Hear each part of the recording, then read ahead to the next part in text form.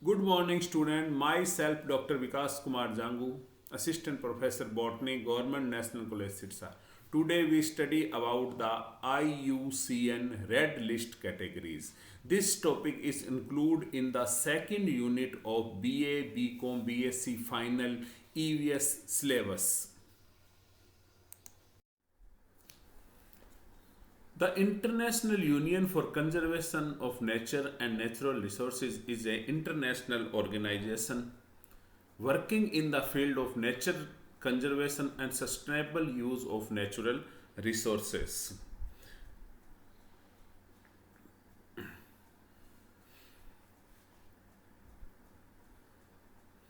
It is this it is involved in data gathering and analysis, research, field project, lobbying, and education.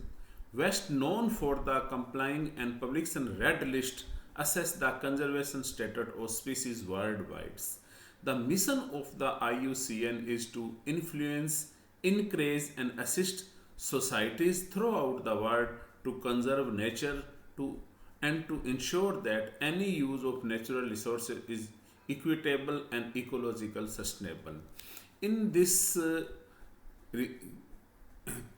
IUCN prepare a list that is called the Red Data List. IUCN का जो मुख्य function होता है, इसका जो मुख्य काम होता है, वो उन स्पीसीज को देखो। सबसे पहले आपको ये मालूम होना चाहिए स्पीसीज क्या है। स्पीसीज किसी भी ये प्लांट्स, एनिमल्स, बैक्टीरिया, कुछ प्लांट और एनिमल्स जो होते हैं उनकी एक सिंगल पॉपुलेशन, जिनमें single population means that have a single species, जिन ऑर्गेनिजम्स में इनब्रीडिंग हो रही होती है, this is called the a single population और सिंगल स्पीसीज। तो आईयूसीएन का मेन ऑब्जेक्टिव होता है रेड डाटा लिस्ट को बनाना, और रेड डाटा लिस्ट के अंदर वो सभी जातियां आती हैं जो अब एक्सटिंक्ट होने वाली है, या तो वो विलुप्त हो चुकी है, या होने वाली है, या होने के कगार पर है। तो आज हम आईयूसीएन के बारे में तथा रेड लिस्ट डाटा के बारे में पढ़ेंगे कि कौन कौन सी जातियां होती है, क्या क्या उनकी कैटेगरीज होती हैं। तो आईयूसीएन का जो हेडक्वार्टर है वो ग्लैंड स्विट्जरलैंड के अंदर प्रेजेंट है, और आईयूसीएन के अंतर्गत 1066 एनजीओज वर्क कर रहे हैं।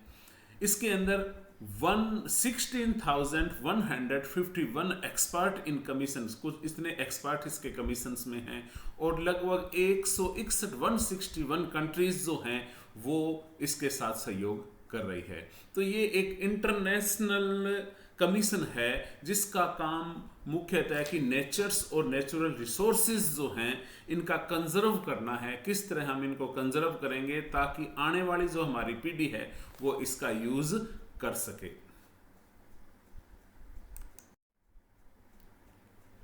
The main objective of IUCN is will reach to three main objective, work with the global IUCN member network and its partner। जो इसके मेन जो ऑब्जेक्टिव्स हैं, जो मिशंस हैं, वो थ्री हैं। First is the valuing and conserving the natures, जो nature हैं उसकी वैल्यू को, उसको कंजर्व करना। सेकंड है effective and equitable governance of nature use, और दूसरा जो इसका ऑब्जेक्टिव है कि जितने भी हम नेचुरल रिसोर्सेज हैं इनका इक्वली यूज़ कर सकें, इफेक्टिव यूज़ कर सकें, और जितनी ज़रूरत है उतना ही यूज़ कर सकें ताकि आने वाली पीढ़ी है उनको भी नेचुरल रिसोर्सेज का लाभ मिल सके। और थर्ड जो इसका ऑब्जेक्टिव है, which are the deploying natural based solution to climate, food and development की। अगर कोई इसके लिए हम इस आईयूसीएन जो है वो सॉल्यूशन बनाता है कि किस तरह से हम इनको कंजर्व कर सकते हैं, नेचर को और नेचुरल रिसोर्सेज को। India is also member of IUCNs. India, a mega diverse country, account of 7 to 8% of all recorded species. India जो है ये मेगा डाइवर्स है, डाइवर्स कंट्री है। इंडिया मेगा डाइवर्सिटी के अंतर्गत भी आता है। इंडिया के अंदर कई ऐसे स्थान हैं, इंडिया की जो एक घनी स्पीसीज आबादी वाला ये क्षेत्र माना जाता है। Over 45,968 species of plant and 91,364 species of animals जो हैं वो इसमें यहाँ पे पाए जाते हैं। 4 of the 34 globally identified biodiversity hotspots are present in the India। कि हॉटस्पॉट्स वो स्थान होते हैं जहाँ पे बहुत ज़्यादा, देखो पहले आपको पता होना चाहिए, मैंने आपको लास्ट मेरी जो टॉपिक था उसके अंदर मैंने आपको बताया था कि बायोडाइवर्सिटी क्या होती है। बायोडाइवर्सिटी मतलब number of plant, number of species and they are abundant in a particular area. एक एरिया के अंदर बहुत ज्यादा मात्रा में जब स्पीसीज पाई जाती है, this spot is called the hotspots. और पूरे वर्ल्ड के अंदर टोटल 34 हॉटस्पॉट्स को चुना गया है, जिसके अंदर 4 जो हैं वो इंडिया में हैं। कौन कौन से हैं? Himalayas, Western Ghat, North East and Nicobar island. ये 4 जो हैं it is a biodiversity hotspot है इंडिया के अंदर। तो इंडिया के अंदर बहुत ज़्यादा डाइवर्सिटी पाई जाती है, तो इस वजह से इंडिया के अंदर IUCN जो है वो बहुत ज़्यादा वर्क करता है ताकि यहाँ की जो स्पीसीज है इनको कंजर्व किया जाए। India is a become a state member of IUCN इन 1969। देखो IUCN का जो निर्माण हुआ था वो 1948 के अंदर हुआ था, और इसका हेडक्वार्टर जो मैंने आपको पहले बताया कहाँ पे है, इन द ग्लैंड स्विट्जरलैंड के अंदर। इंडिया जो है वो इसका मेंबर कब बना था? 1969 के अंदर। ये क्वेश्चन पूछते हैं 1 नंबर के अंदर। और जो इंडिया के अंदर IUCN है वो किस मिनिस्ट्री के अंदर वर्क करती है? MOEFCC। ये पहले भी क्वेश्चन आया हुआ है, what is the full form of MOEFCC? MOEFCC means ministry of environment, forest and climate change. ये आपको याद होना चाहिए। तो IUCN is the work in the under the ministry of environment, forest and climate change के अंदर ये work करता है। And the IUCN India country office was stabilised in 2007 in New Delhi. IUCN ने न्यू दिल्ली के अंदर अपना जो ऑफिस है वो स्टेबलाइज कर लिया है। तो इसमें एक क्वेश्चन जरूर आता है, ये what is the full form of MOEFCC? Ministry of environment, forest and climate change. Now we study about the red data list. जो IUCN ने एक रेड डाटा लिस्ट तैयार की है, इस रेड डाटा लिस्ट के अंदर जो जातियां विलुप्त हो गई हैं या विलुप्त होने के कगार पर हैं या बहुत ही कम हैं, उनकी एक लिस्ट तैयार की गई है। This list is called the red data list. The IUCN Red List of Threatened Species is also known as the IUCN Red List or IUCN Red Data List. The IUCN Red List was founded in 1964 के अंदर इन्हें सबसे पहले ये list बनाई गई। It is the world most comprehensive inventory of the global conservation status of biological species. कि the IUCN is the world's main authority on the conservation status of species. A series of regional red lists are produced by country organization which assess the risk of extinction. The IUCN red list is set up precise criteria evaluate extinction risk of thousands of species और subspecies। तो आपको मैंने ये बताया कि red data list जो है इसका मतलब ये होता है कि इसके अंदर वो जातियों की एक लिस्ट बनाई जाती है जो या तो विलुप्त हो गई हैं या विलुप्त होने के कगार पर हैं।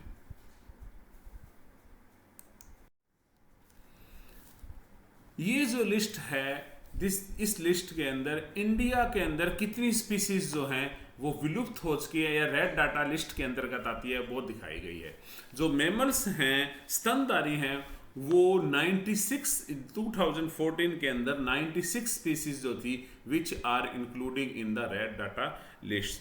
जो स्पीसीज फिशीज हैं, मछलियां हैं, उनकी 216 स्पीसीज जो हैं वो रेड डाटा लिस्ट के अंदर आती है। बर्ड्स जो हैं, जो पक्षी हैं, इनके 82 जो स्पीसीज है वो रेड डाटा लिस्ट में आती है। मोलस्क के 7, रेप्टाइल्स के जो सांप वगैरह हैं इनकी 53 स्पीसीज जो है वो रेड डाटा लिस्ट के अंदर आती है। अदर इनवर्टिब्रेट्स की 128 स्पीसीज, एम्फीबियंस की 74 स्पीसीज, प्लांट्स की 332 स्पीसीज, यानी टोटल प्लांट और एनिमल की 2014 के अंदर 988 स्पीसीज ऐसी हैं जो रेड डाटा लिस्ट के अंदर आती है। मैं आपको बता चुका हूं कि रेड डाटा लिस्ट का मतलब होता है कि वो स्पीसीज जो कि विलुप्त हैं या विलुप्त होने के कगार पर हैं। अब आगे हम पढ़ेंगे कि किस प्रकार से इनको कैटेगराइज किया जाता है, कौन सी जाति विलुप्त हो रही है, कौन सी जाति विलुप्त होने के कगार पर है। IUCN ने रेड लिस्ट के अंदर 9 ग्रुप बनाए हैं, जिनके द्वारा जो पॉपुलेशन, किसी भी स्पीसीज की पॉपुलेशन, साइज, इसका जियोग्राफिकल एरिया, इसकी डिग्री, इनके रेट के हिसाब से किस कैटेगरी के अंदर किस स्पीसीज को रखना है, इसकी 9 इन्होंने कैटेगरी ग्रुप बनाए हैं, जिनमें फर्स्ट है extinction, extinction in the wild, critical endangered, endangered, vulnerable, near threatened, least of concern, data deficient, non evaluated, ऐसे करके 9 लिस्ट बनाई गई हैं, जिनमें ये बताया गया है जैसे जैसे हम इसमें नीचे से ऊपर की ओर जाते हैं तो वो क्या होता है, इसकी जो एक्सटिंक्शन की जो रिस्क है वो क्या हो जाता है, बढ़ता जाता है। तो अब हम एक एक के बारे में, इन ये जो ग्रुप हैं रेड लिस्ट ग्रुप, इनको एक एक के बारे में हम स्टडी करेंगे। तो फर्स्ट जो कैटेगरी है रेड डाटा, वो दिस ग्रुप है, वो है extinct. A species is extinct when the last extincting member die. कि इस विलुप्त, इसे हम extinct are also known as the विलुप्त। विलुप्त ऐसे प्रजाति को, स्पीसीज को माना जाता है जिसका आखिरी प्राणी भी मर गया हो, जैसे डायनासोर। डायनासोर के आखिरी प्राणी भी क्या हो गया, डेथ हो। इस प्रकार की प्रजातियां पहले पाई जाती थी, अब ये नहीं पाई जाती हैं। इनका आखिरी प्राणी भी क्या है, विलुप्त हो चुका है, नहीं पाया जा रहा। The movement of extinction is generally considered to be death of the last individual of the species.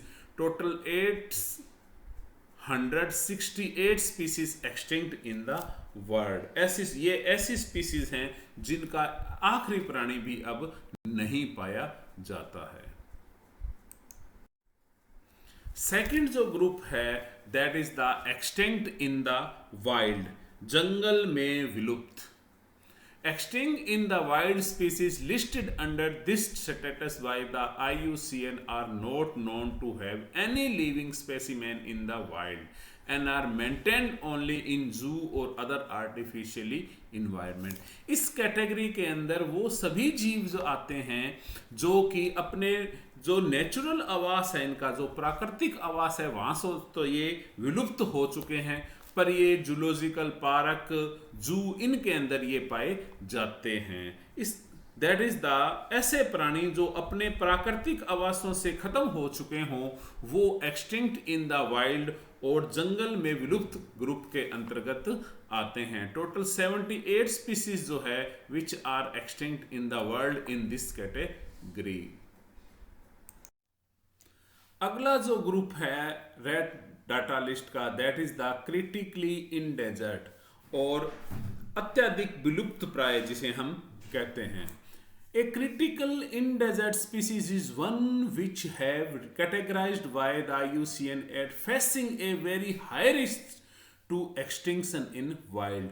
कि इस कैटेगरी के अंदर वो सभी प्रजातियां आती हैं जो बस अब थोड़े ही समय के अंदर हाई रिस्क पर हैं कि अपने प्राकृतिक जो आवास है उससे वो क्या हो जाएंगी, विलुप्त हो जाएंगी। टोटल 5176 स्पीसीज जो है वो क्रिटिकली इंडेंजर्ड के अंतर्गत आती है। द इंपॉर्टेंट क्राइटेरिया जिसके अंतर्गत ये है, an observation estimated that inferent or suspected reduction of at least 80% of over at least 10 year or 3 generations। कि 80% वो जातियां इसके अंतर्गत आती है जो या तो 10 साल के अंदर या 3 जनरेशन के अंदर वो क्या हो जाएंगी, विलुप्त हो जाएंगी।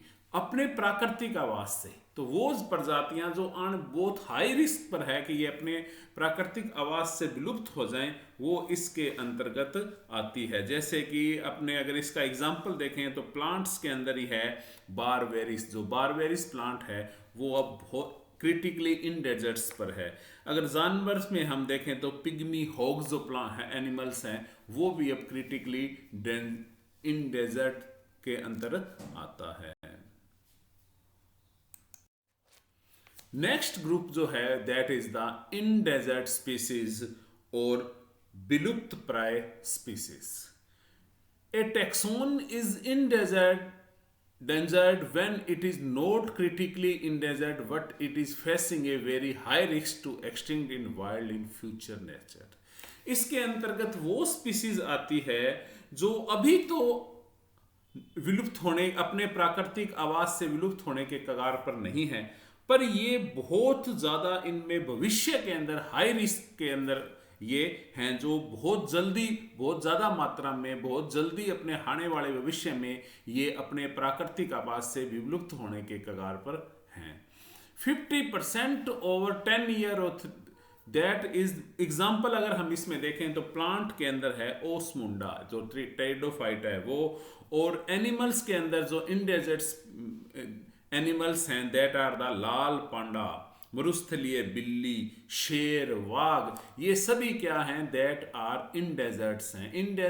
इंडेंजर्ड्स का मतलब होता है विलुप्त प्राय, का मतलब ये होता है कि वो स्पीसीज जो हैं वो अभी तो अपने नियर समय के अंदर तो ये विलुप्त होने के कगार पर नहीं है, पर आने वाले ये हाई रिस्क पर हैं कि आने वाले भविष्य में ये क्या हो जाएं, ये विलुप्त हो जाएं। तो सबसे ज़्यादा स्पीसीज जो है वो इसी कैटेगरी के अंदर आती है। जो आप शेर देखते हो, बाघ देखते हो, लाल पांडा जो है, मरुस्थली बिल्ली जो है, ये सभी स्पीसीज क्या है, इंडेंजर्ड स्पीसीज हैं कि ये आने वाले भविष्य में विलुप्त होने के कगार के ऊपर होती हैं।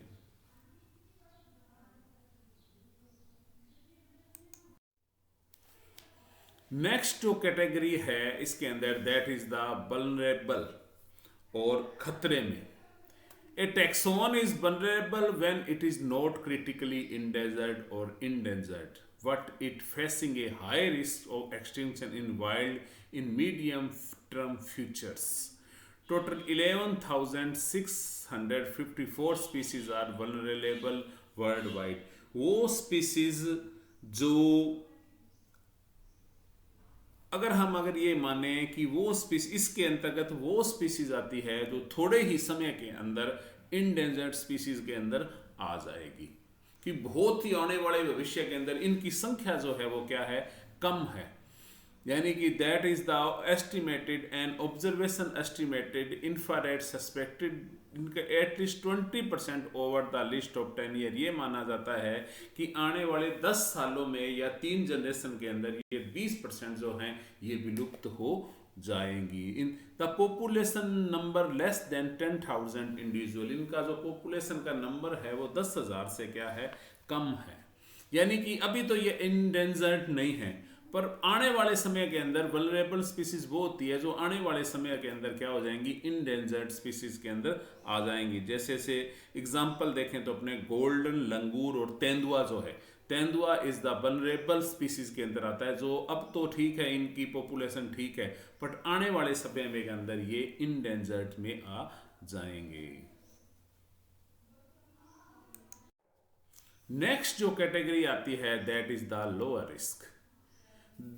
लोअर रिस्क के अंदर वो आते हैं जो वे जीव जो उपरोक्त किसी भी श्रेणी के अंदर नहीं आते, that is the lower risk के अंतर्गत वो आते हैं। The taxon including in lower risk category can be separate in 3 सब डिविजन्स। इसके सभी 3 कैटेगरी में हम बांटते हैं, कंजर्वेशन डिपेंडेंट, नियर थ्रीटेंट और लीस्ट कंसर्न।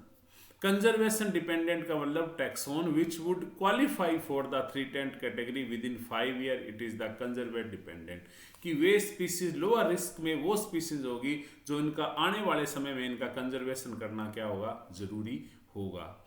नियर थ्रीटेंट मतलब taxon which do not qualify for conservation but which are close to qualify for vulnerables, इसके अंतर्गत वो स्पीसीज जो आती है कि वो आने वाले समय, थोड़े ही समय के अंदर वो वल्नरेबल स्पीसीज के अंतर्गत आ जाएंगी। यानी वल्नरेबल वो स्पीसीज होगी जो थोड़े समय में आगे क्या हो जाएंगी, दैट इज द, ये एक्सटिंक्ट के अंदर या इंडेजेंट के अंदर आ जाती है। लिस्ट कंसर्न वो टैक्सोन क्वालिफाई कंजर्व नोट कि जिनकी कोई एक बार कंजर्वेशन करने की आवश्यकता नहीं है।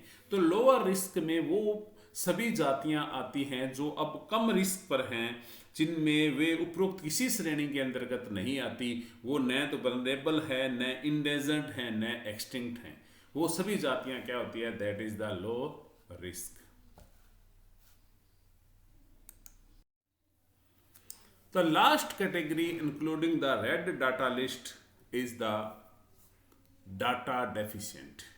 डाटा डेफिशिएंट के अंतर्गत वो सभी जातियां आती है जिनके बारे में ज़्यादा आंकड़े उपलब्ध नहीं हैं। The known but appropriate data on abundant or distributed is lacking. List of taxon is data deficient when there is inadequate information to make a direct or indirect assessment of its extinction based on its distribution or population status.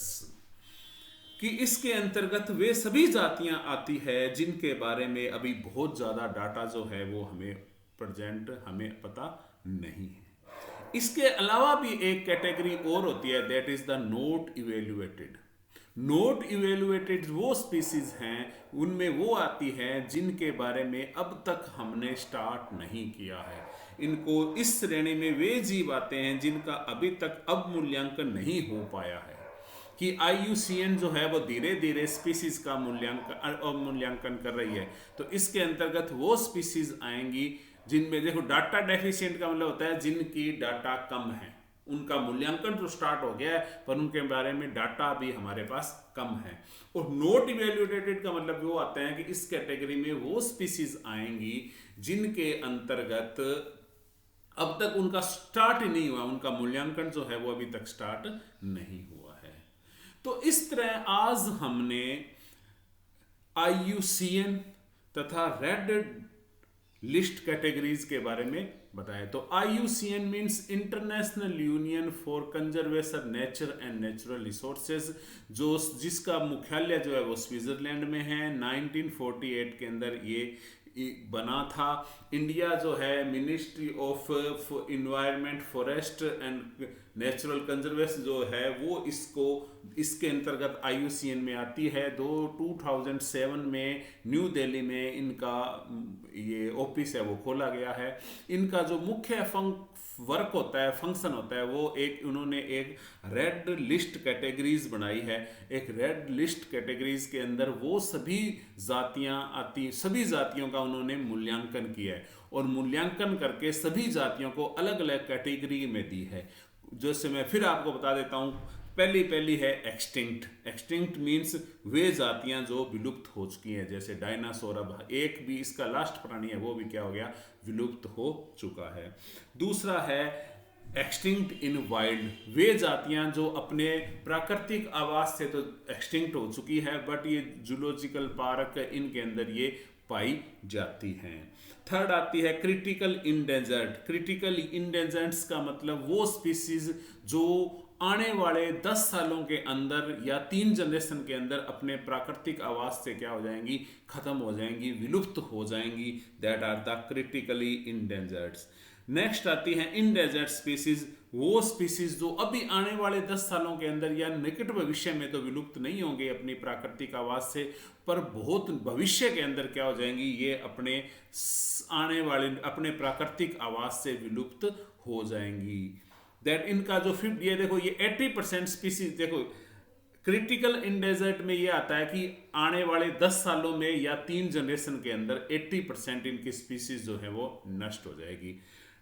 In desserts के अंदर ये आता है, critically में तो 80% आता है, इन desserts में क्या आता है कि 10 सालों के अंदर या आने वाली 3 पीढ़ियों के अंदर इनकी 50% जो पॉपुलेशन है वो क्या हो जाएगी, एक्सटिंक्ट हो जाएगी, नष्ट हो जाएंगी। इसके बाद आता है वनरेबल। वनरेबल का मतलब वो होती है कि वो सभी जातियां जो न तो इन डेजर्ट्स में आती है, न एक्सटिंक्ट के अंदर आती है, वो वनरेबल के अंदर आती है, पर but they are also on risk. वो भी प्रजातियां क्या है, रिस्क पर हैं, उनकी संख्या जो है, उनमें पॉपुलेशन जो है वो क्या है, कम है। यानी कि आने वाले 10 सालों के अंदर या 3 पीढ़ी के अंदर इनकी 20% जो है वो नष्ट हो जाएंगी। इसका मतलब ये निकट भविष्य में किस में आ जाएंगी, इन डेजर्ट स्पीसीज के अंदर आ जाएंगी। उसके बाद आता है लो रिस्क, वो जातियां जिनका मूल्यांकन हो चुका है और वो कम रिस्क के अंदर हैं, ऊपर that is are in the lower risk के अंदर। नेक्स्ट आता है डाटा डेफिशिएंट। डाटा डेफिशिएंट के अंतर्गत वो जातियां आती हैं जो कि जिनका मूल्यांकन स्टार्ट हो गया है, परंतु वट उनके जो डाटा है उनके बारे में वो अभी तक कम है। इनको कहाँ पे हम इनको रखना है वो हम इनमें रहता। Next is note evaluated. Note evaluated means का मतलब होता है कि इस प्रकार की जातियां जिन्होंने अब तक IUCN ने छुआ ही नहीं है, जिनके बारे में अब तक मूल्यांकन स्टार्ट ही नहीं हुआ है। तो इस तरह ये कैटेगरीज 9, ये दैट इज द 8 कैटेगरीज जो हैं वो इस सब के अंतर्गत हमने अध्ययन किया है। तो ये आपका इसके अंदर ये बड़ा इंपॉर्टेंट क्वेश्चन आते हैं, what is the IUCN red list data के बारे में आप लिखो। तो ये एक अच्छा क्वेश्चन है जो आपके इसके अंदर तैयार हुआ है। सो थैंक यू स्टूडेंट्स, ये आपको समझ आ गया होगा। ये एक इम्पोर्टेंट चैप्टर है IUCN के बारे में। बहुत बार क्वेश्चन इसके अंदर आते हैं, बड़ा क्वेश्चन भी आता है, छोटे क्वेश्चन भी आते हैं, 1 नंबर में भी क्वेश्चन आते हैं। इनके अंदर ये पूछा जा सकता है कि इंडेंजर्ड स्पीसीज कौन सी होती है, MOFECC का फुल फॉर्म क्या होता है, ये तो हर बार आता ही आता है। तो ये आप अच्छी तरह से इन्हें याद कर लेना। Thank you.